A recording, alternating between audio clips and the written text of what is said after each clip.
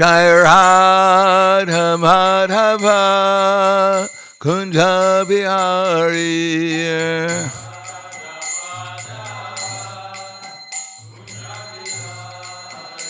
Jai Radha Madhava Kunja Bihari.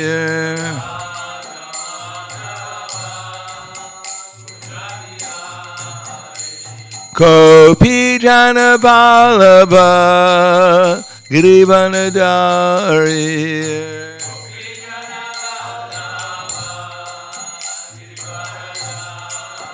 Kopi Jana Balaba Girivanadari.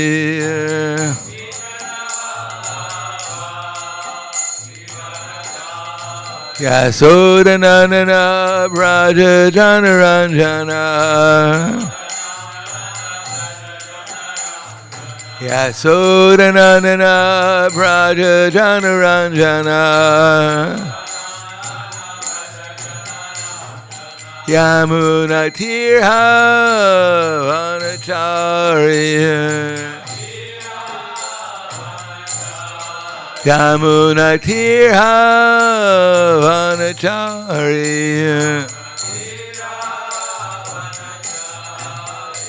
Jai Radha Madhava Kunja Bihari.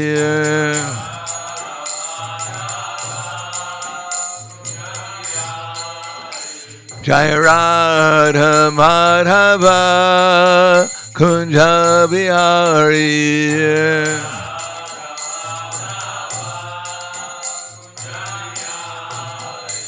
Gopi Jana Balaba Girivanadari.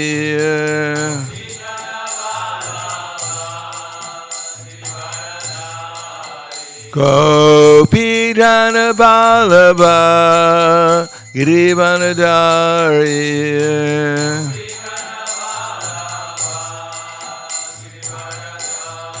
Yasodanandana Braja Janaranjana.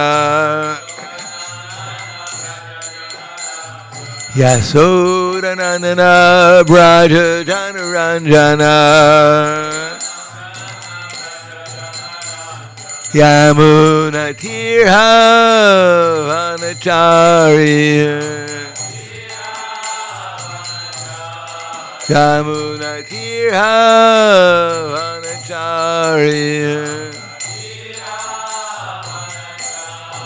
Jai Radha Madhava Kunja Bihari.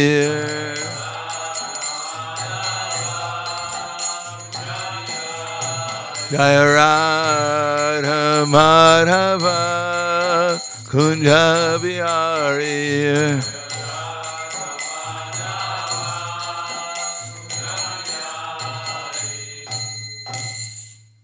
Jayam Vishnupad Brahmhangsa Varvedakacharya Asadhara Sadushi Shiman.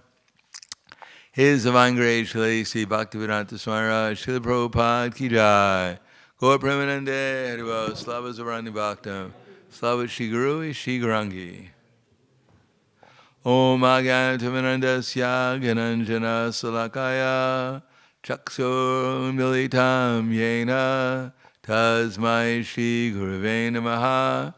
Shri Chaitanya Manobishtam Stapitam Yena Bhutale Swayam Rupa Kadamayam Dadati Swapadantikam Vandeham Shri Guru Shri Yuta Padakamalam Shri Gurum Vaishnavams Cha Shri Rupam Sagrajatam Sahagana Raganatam Vitam Tam Sajivam Sadvaitam Savadutam Prijana Saitam Krishna Chaitanya Devam Shri Radha Krishna Padan Sahagana Lalita Shri Vasakans Vitamscha.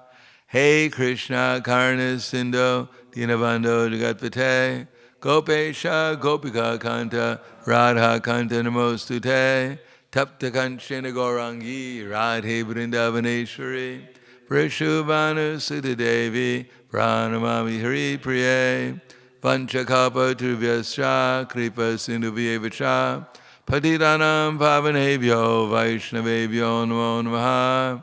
Shri Krishna Chaitanya Pranitinanda Shri Advaita Gadadhar Shivasati Gaur Bhaktivinoda Hare Krishna Krishna Krishna Hare Hare Hare Rama Rama Rama Hare Hare. Om Namo Bhagavate Vasudevaya. Om Namo Bhagavate Vasudevaya. Om Namo Bhagavate Vasudevaya. Srimad Bhagavatam, Canto 1, Chapter 9, The Passing Away of Bhishmadev, text number 39. Is that what's on the board? No, 37. Okay.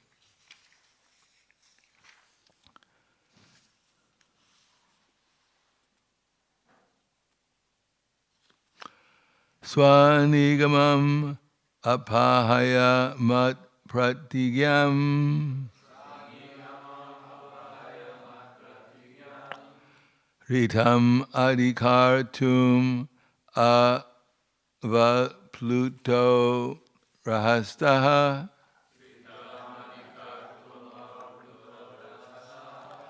dhritarata charno vyayachat Chaladigur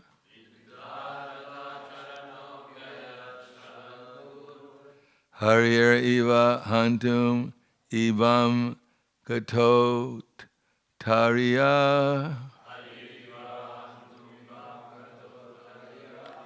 Swanigamam Apahaya Mat Pratigyam Ritam Adikartum Avapluto Ratastaha Dhritarata Charno Vyayach Chalagur Harir Eva Hantum Ibam Gato Tariya.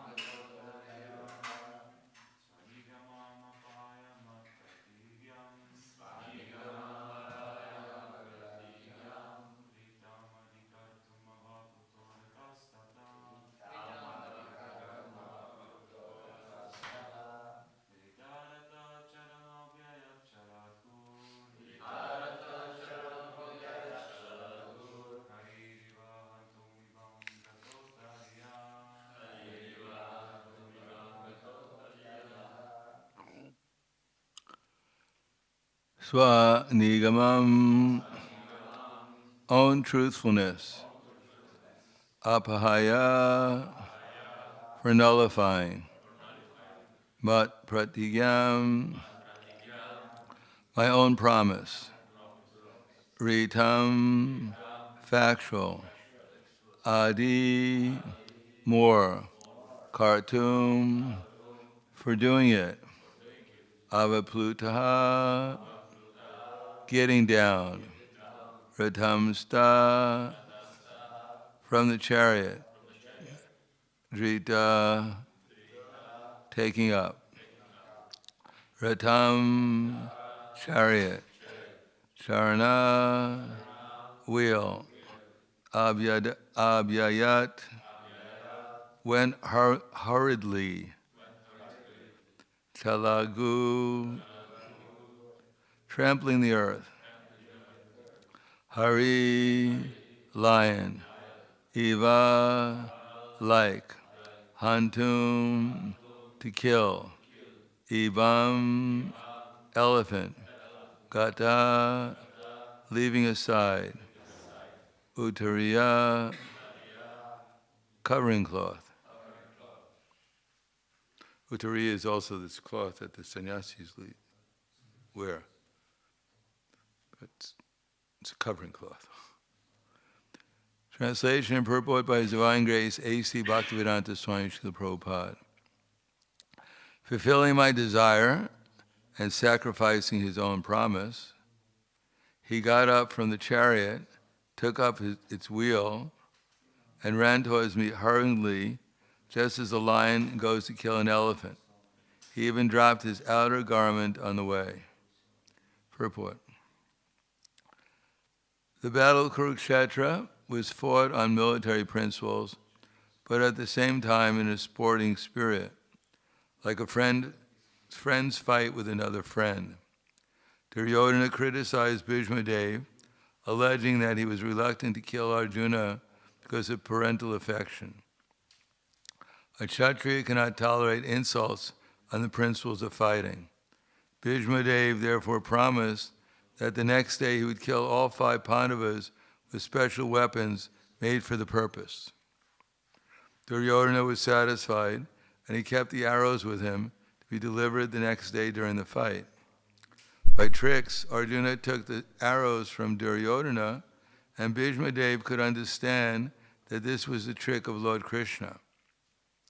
So he took a vow that the next day Krishna would have to take up weapons himself, otherwise his friend Arjuna would die. In the next day's fighting, Bhishma Dev fought so violently that both Arjuna and Krishna were in trouble. Arjuna was almost defeated. The situation was so tense that he was about to be killed by Bhishma Dev. The very next moment, at that time, Lord Krishna wanted to please his devotee, Bhishma, by keeping Bhishma's promise, which was more important than his own. Seemingly, he broke his own promise. He promised before the beginning of the battle of Kurukshetra that he would remain without weapons and would not use his strength for either of the parties. But to protect Arjuna, he got down from the chariot, took up the wheel of the chariot, and hurriedly rushed at Bhishma Dev in an angry mood as a lion goes to kill an elephant. He dropped his covering cloth on the way, and out of great anger, he did not know that he had dropped it. Bhishma Dev at once gave up his weapons and stood to be killed by Krishna, his beloved Lord. The fighting of the day was thus ended at the very moment, and Arjuna was saved. Of course, there was no possibility of Arjuna's death because the Lord himself was on the chariot. But because Bhishma Dev wanted to see Lord Krishna take up some weapon to save his friend, the Lord created this situation. Making Arjuna's death imminent, he stood before Bhishma Dev to show him that his promise was fulfilled and that he had taken up the wheel. Fulfilling my desire and sacrificing his own promise, he got down from the chariot, took up its wheel, and ran towards me hurriedly, just as a lion goes to kill an elephant. He even dropped his outer garment on the way. Namo Vishnu Padaya Krishna Prasthaya Bhutaya Srimate Bhaktivedanta Swami Tenamane Namaste Saraswatunde Ve Gauravani Vicharane Nirvishesha Srinivadi Paskadyade Sadarane. In the Bhagavad Gita, Krishna says, Surya Teja Driti Daksha Yude Chapi Palayanam Danam Ishvara Bhaivascha Shatram Karma Sabhavaja. For a real Kshatriya, and real Kshatriyas are not simply by learning some martial art, you don't become a Kshatriya. Or going to the forest and killing some helpless birds. It doesn't mean you're a Kshatriya. Kshatriyas have certain qualities. Saurya, Tejas, Driti, Daksha. Saurya, which is chivalry, I believe. Saurya.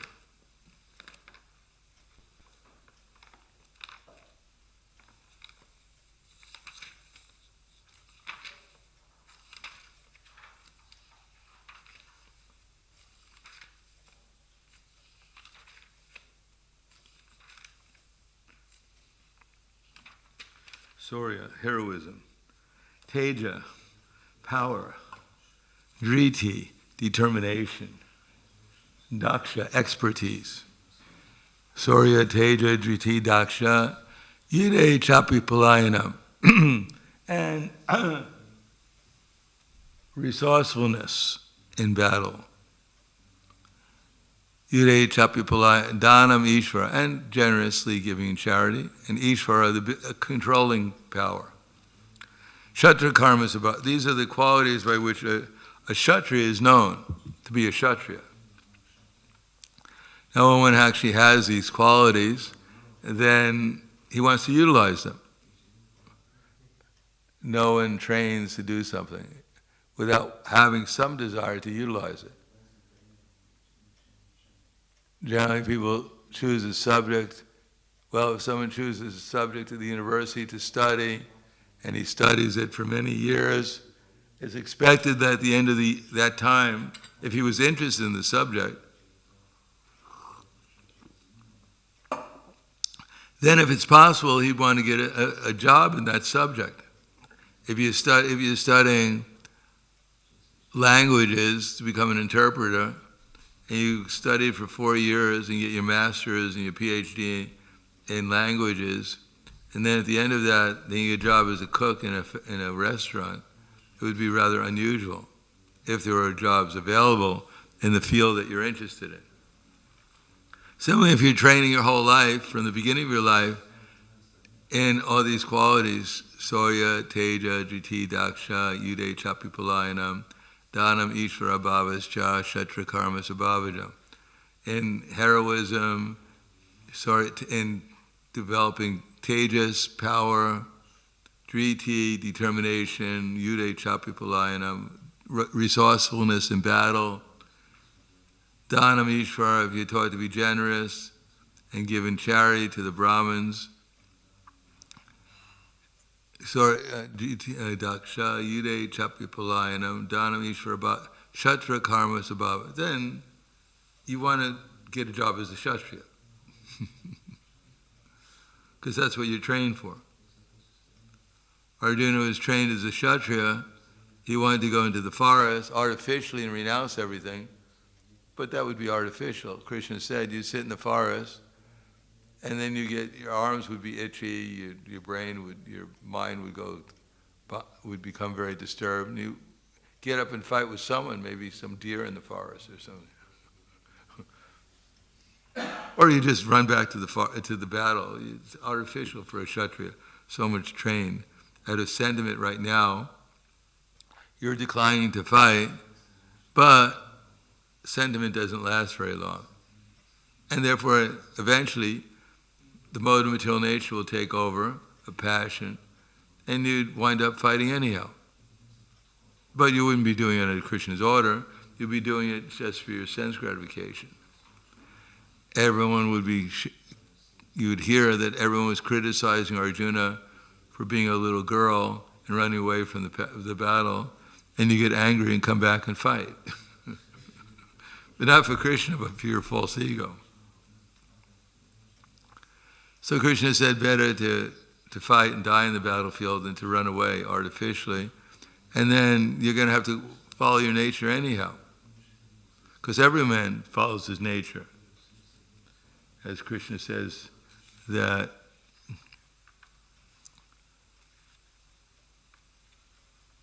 Tam eva sharanam gacha sarvabhavena bharata. Before he says that, that's Tat prasada param shantim pranam shasviti pranas Sthanam prapti shasvatam.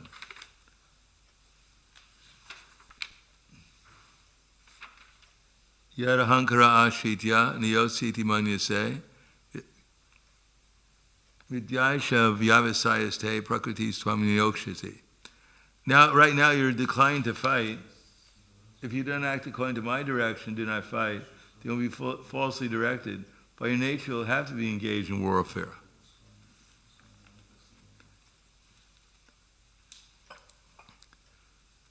Or as Krishna says, Sattvam Raja Samayiti Guna Prakriti Sambhav Nahi Kaschit Chenamapi Jatu Tishtatya Karmakrit Karyate Yavashat Karma Sabha Prakriti Jaragana. That all men are forced to act helplessly according to the modes of material nature. Therefore, no one can refrain from doing something, not even for a moment.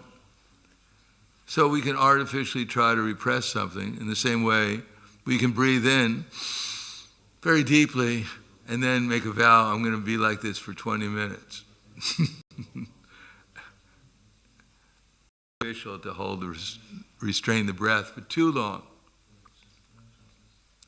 Similarly, we could try to restrain the senses, as Krishna says in that verse, that itendriya, that third chapter. One who restrains the senses, in the karmanam, 6. Karmendriyani samyamya yaste manasa param indriyarta vibhudatma mityatras uchite. One who restrains the senses and organs of action, that mind dwells on sense objects, certainly deludes himself and is called a pretender. Because eventually it builds up one way or another, and then we'll act according to it. Because we act with our mind and intelligence first of all, and then the senses, they follow. So we have a certain mentality, which is the modes of nature. We'll be forced by those modes of material nature to act according to them eventually, although we may repress them for some time. But Krishna says, what are you going to get from repression? Indriyas, indriyar sarte, raga dvesho vivyastato, tarayor navasham agachet, to yasya paripantino. Indriyas, indriyar sarte. The soul may be restrained from the objects of the senses. Indriyas, indriyar sarte.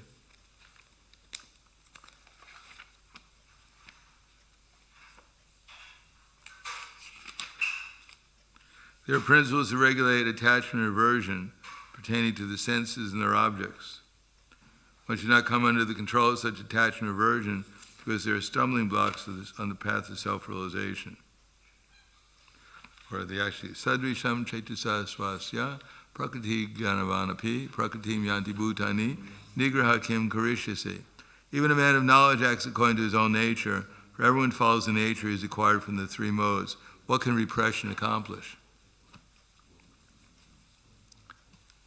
Now, in this case, Arjuna is a Kshatriya, Bhishma Dev is a Kshatriya, and Bhishma Dev being a Kshatriya, he wants to see something exciting. I mean, after all, he's on the battlefield, just like we have the example of Bhishma Dev, Bhima, Arjuna, and Krishna going to fight against Jarasandha. Uddhava said the best thing to do is when Krishna asked Uddhava for advice how he should confront Jarasandha, then Uddhava gave him advice, the best thing to do is go in disguise, because that way you don't have to kill his army again. You can just fight against Jarasandha. Go to him at a time when he gives charity to the Brahmins, because he's very generous. He's a Kshatriya, Ishvara, Dhanam Ishvara. Shaurya Teja Driti Daksha Yudev Chapalayana Dhanam Ishvara. Dhanam. He gives in charity at a proper time. Even Karna gave his earrings to Krishna when he went in disguise. Was it Krishna? Someone went in disguise and asked his kavacha. Who was that? What's that? Well, yeah, maybe it's Indra. And he cut off his protective shield, his armor from his own body because he was asked for in charity. I mean, that's charitable. The example in the Nectar of Devotion, there is one devotee, and Krishna went to him in the form of a Brahmin and asked for half his body to be cut off for his wife and children. And he gave it to him. Well, that devotee, the Brahmana, is a Brahmana, Didichi, the demigods went to him and asked for his bones, so they can make the thunderbolt to kill Vritrasura. I mean, that's charitable. Someone comes to me and asks me for my bones. I give him a couple of fingernails. Not even the whole fingernail, I just cut off the end of it. I'm not so generous. But these are real generous people. So they went to Jarasandha and said, my dear Jarasandha, and they went in disguise as brahmanas at the time when Jarasandha was giving charity, and they said, my dear Jarasandha, Krishna was trying to talk to him, and tell him that in the history, you probably know the history of Sibi, who was starving to death, who a pigeon approached him for protection from a hawk, and he was willing to cut his body into pieces and even sacrifice his body to protect the pigeon. You've heard of others who, Ranti Dev, who was starving to death, and yet he was willing to give his last drop of water to a Shudra. You've heard of these great personalities who've given in charity and achieved immortal fame, so we've come here to ask for some charity from you. And Jarasandha said, yes, if I can obtain immortal fame, I'll give you whatever charity you want. If you want, I'll even offer my head to you. So Krishna said, no, that's all right. Because Jarasandha was looking at them and thinking, this is really strange. I mean, generally Brahmins at that time, maybe Brahmins are just like 3 meters high, this small in Dwapara Yuga, 3 meters high. But the Kshatriyas, they were 6 meters high. So you could really tell the difference between someone who's 3 meters high and someone who's 6 meters high.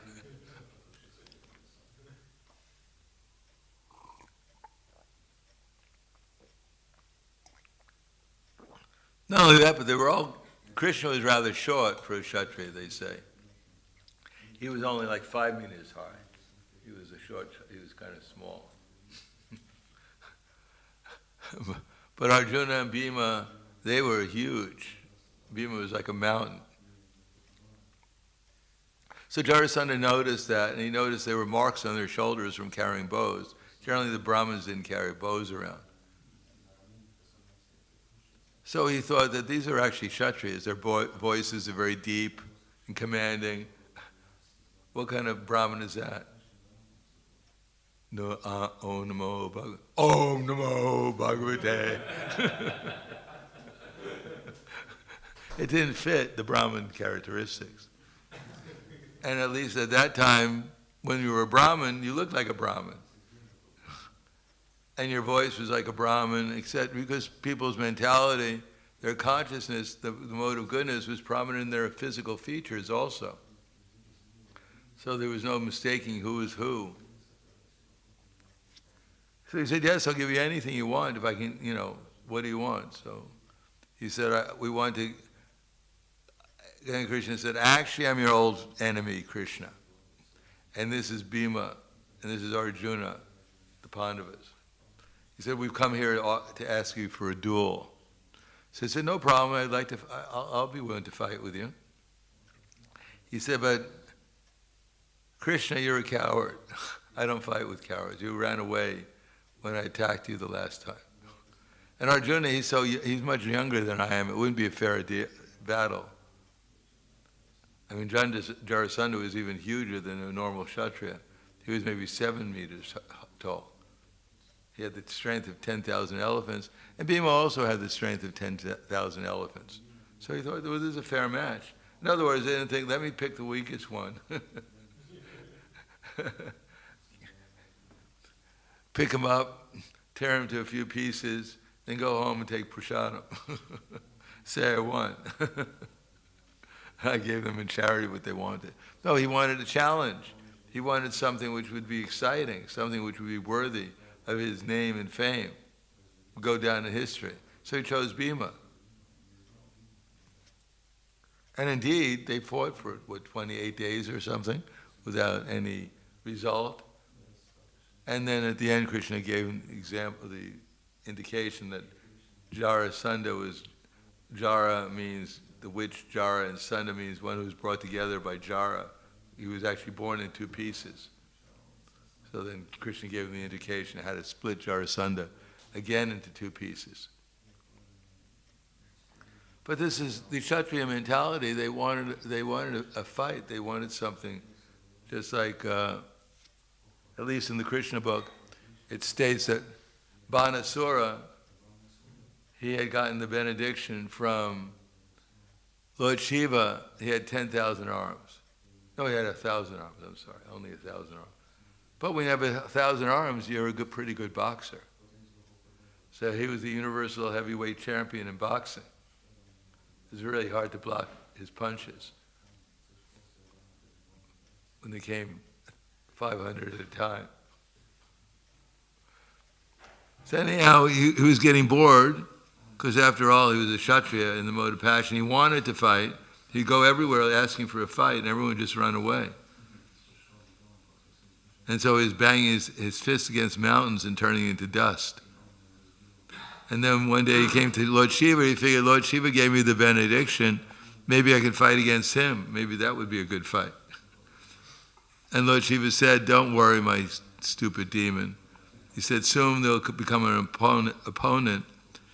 He'll smash you to pieces, and your flag of victory will no longer fly.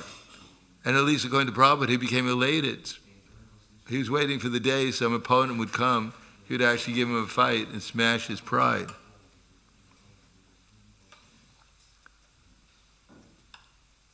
He wanted a good fight. So everyone wants to show off their prowess. You know, if you're a little bit a real Kshatriya, then you want an equal fight. At least theoretically, at the beginning of the Battle of Kurukshetra, it says that the soldiers on foot fought against the soldiers on foot.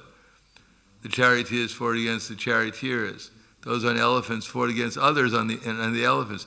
It was an equal battle. Of course, later on it deteriorated, but you know that's what happens when you're in the mode of passion. In any case, here we have Bhishma Dev. He wants to have Krishna come, because no one could defeat Bhishma Dev.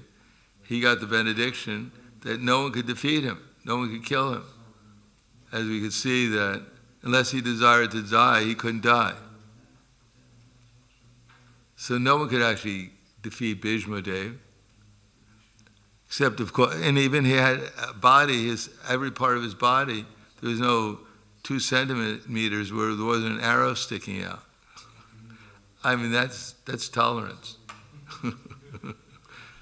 Someone puts a pin in us, we're calling, we're running to an emergency room. But he had arrows throughout his whole body. As a matter of fact, he had so many arrows in his body that they were serving as the stand that he was lying on. In other words, the arrows were sticking out of his body, and that's what he was standing on. That was his seat. And he was so tolerant, he was waiting to the sun to go to the northern part, to go north, and then he could actually decide at an auspicious moment that he could leave his body. So he wanted someone exciting to fight against. The only exciting person on the battlefield that would be a match for Krishna for Bhishma Dev was Krishna. And at the same time, he knew he couldn't defeat Krishna.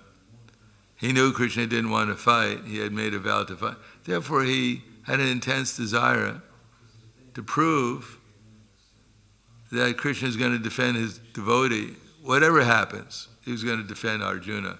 Because Duryodhana, who he was fighting on the side of, saying you're not really fighting very well. Otherwise, you should have vanquished Arjuna long ago. So Bhishma Dev was saying, well, no, Krishna's on his side. There's no way I'm going to defeat him.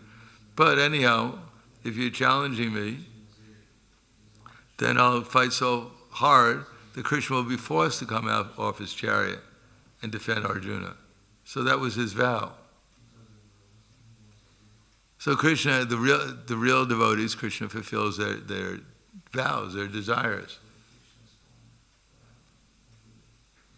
Now we don't have to worry so much because we have so many desires, and afterwards we think, well, maybe it's a good idea that Krishna didn't fulfill them.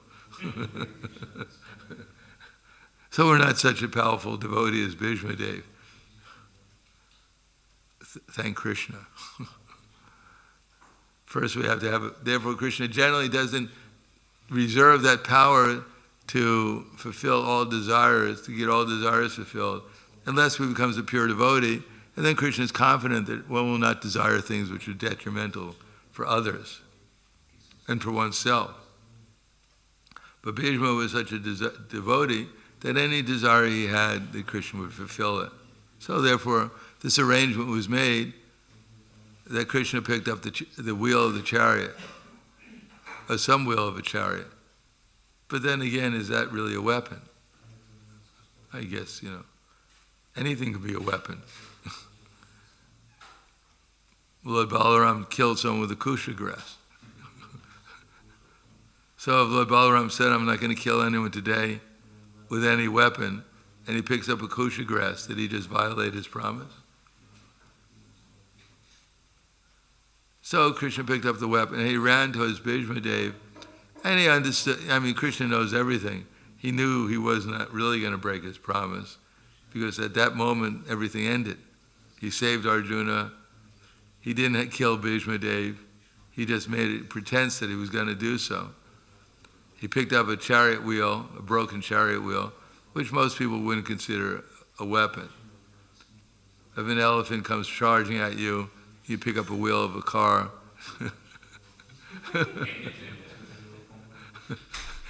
It's probably not going to be a very effective weapon. So anyhow, Krishna arranged it. He seemed to have broken his promise, and at the same time he didn't really break his promise.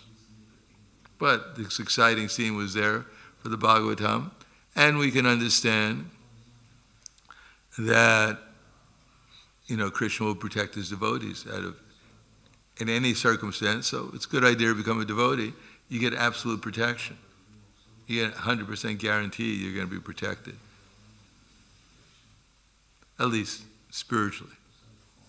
Therefore, Krishna at the end of Bhagavad Gita declared boldly, Arjuna, that my devotee is never vanquished or will never perish. He declares in the Bhagavad Gita. He declared that, and therefore that promise he kept. And he asked Arjuna to declare it boldly, because Krishna, if he declared it boldly, he knew he was going to seemingly break his promise on the battlefield, and therefore no one would believe what he said in the Bhagavad Gita, that he would protect his devotee.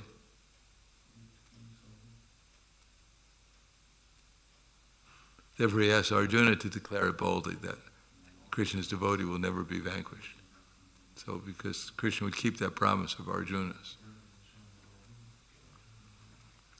So I'll stop there. Any questions or comments? Yes.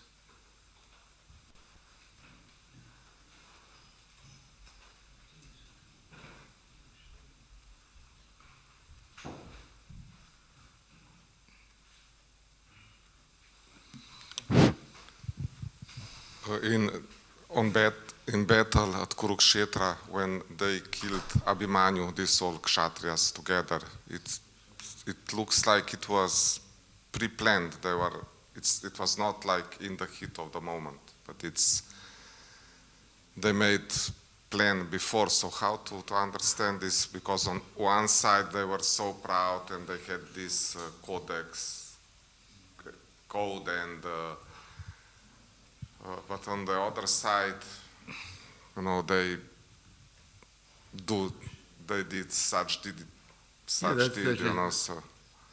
That's the middle of Kali Yuga, the end of Kali Yuga, the end of Dwapara Yuga, introducing Kali Yuga, the Battle of Kurukshetra. Because people have a tendency to cheat in every age.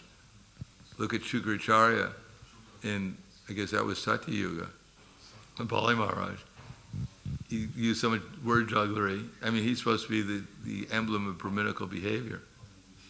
But, there's tendency of demons, or little demoniac tendency to cheat sometimes. So even the Kshatriyas, they start to cheat during the battlefield. When things get really tough, and survival is the word. Yeah, but this was real extreme, and Bhishma was also there, and he's like pure devotee. He was a pure devotee, but he was also sore, Draupadi being disrobed, and didn't say anything. Because he didn't have, even if he wanted to say something, he was under Duryodhana's, he was being maintained by Duryodhana, and Krishna told him, keep your mouth shut within his heart. Don't say anything. Dronacharya was there also. He didn't say anything. That's uncultured. But sometimes when there's conflicting circumstances, then, even if you're as intelligent as Bhishmadev, then that's what he did. That's the intelligence he got. It's not that just like Vasudeva, his wife was about to be killed, and he said, my dear Kamsa, he gave him so many arguments. Ultimately, the arguments were not very effective. And he said, well, I'll give my children one after another. And then Kamsa, believing the words of Vasudeva, he said, all right, I'll do that. But ultimately, when Krishna was born, he cheated Kamsa. He took him away, because there's something above moral principles, material morality. Is what Krishna wants. And therefore he took Krishna away and substituted supposedly for, he didn't really substitute because Krishna was already there, but anyhow, Vasudeva Krishna merged into Krishna. And then he took Yogamaya back, cheated Kamsa. So does that mean that Vasudeva had fallen down from being a pure devotee? No. So Bhishma Devi, he understood this is circumstances, and I'm part of the team, and right now I'm a subordinate member of the team. I'm under direction, and therefore I got to do my duty, even to the leader. I can't. It was a difficulty, but that's how Krishna arranged it. So, do you think maybe in our lives is it okay sometimes if we can't, resolve some situation in right way, to use maybe sometimes, is it like excusable, or well, it has to be to use some means that are maybe not on the top moral means? Well, if you're dealing with cheaters, sometimes you have to cheat. Yeah. But you're a fool. But that has to be, it has to be clear that that's what Krishna wants. Not that, I've gotten a license to cheat because Krishna cheated Bhishma Dev, and now I've read in the Bible, now I'm going to I'm going to join the mafia. No, because sometimes are really situations that you can't solve from just way, you just can't. So if you try to be like moral, too much moral, you do more harm than good at the end. No, that's right. The result is not good. You have to use your intelligence. But Prabhupada said, if you want to catch the big fish, don't get wet. As Prabhupada, one time Prabhupada told the devotees for the Rath Yatra, they should go out and get flowers from the neighbors. So they went out at night, they were getting flowers from the neighbors for Rath Yatra, because the devotees didn't have enough money, and then they got caught by the police. And then there was something fine where they had to pay, and they came back to Prabhupada and they said, well, you told us to get the flowers. And Prabhupada said, well, I told you to get the flowers, but I didn't tell you to get caught.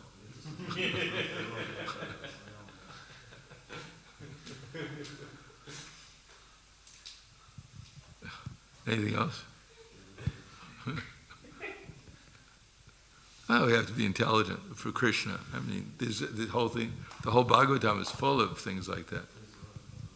But it's for Krishna. You know, this Yudhishthira Maharaj wouldn't tell a lie because he never told a lie in his life. So he hesitated. And that hesitation to follow Krishna's instruction was not very well appreciated. And his chariot said, which was never touching the ground, suddenly touched the ground then, after that. And then, of course, Krishna arranged it so that Ashwatthama, because they wanted to Dronacharya to lose patience and to lose enthusiasm for the fight. So his son, if his son was killed, then he would become very morose, and then he could be Dristadumna could take advantage and try to kill him. So Krishna told Arjuna, Yudhishthira, to shout out, Ashwatthama is dead, because anyone else who shouted it out, no Dronacharya wouldn't believe it. But if Yudhishthira shouted it out, then he would believe it. So then he said in a loud voice, Ashwatthama. But in the meantime, Bhima had killed an elephant called Ashwatthama. So he said, Ashwatthama, the elephant, is dead. So in one sense he didn't lie. And in another sense, obviously, it was deception. So that's ideal.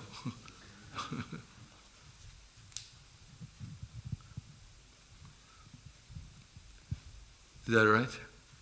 Anything else? Kuala Grantaraj Srimad Bhagavatam ki jai, Srila Prabhupada ki jai, Gaur Premananda.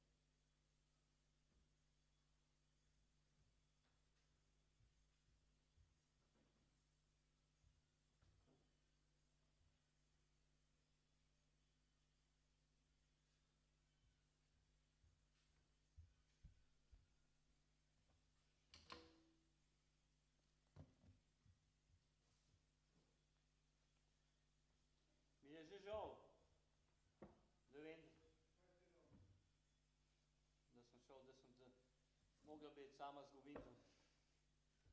Komplicira preveč.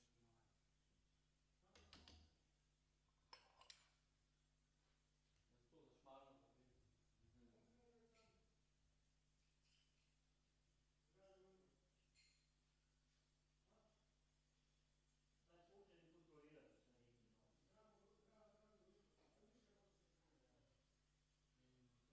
Jaz sem malo se zgodil, kaj je tisti, da se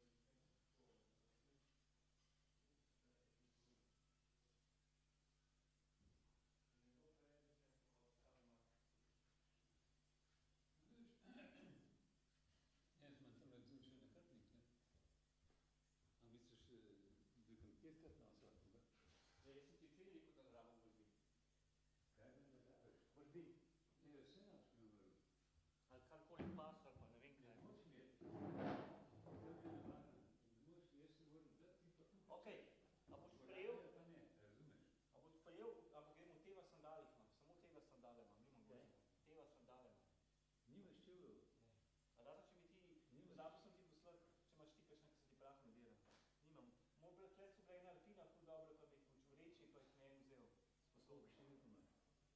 Tvoje bo šlo, ko sem že probal enkrat tu. No, meni je alpina. Da res se primejo na sandale? A? A da res se primejo na sandale? Alpina, vse vam jaz alpina, no. Ne vem, po moje pri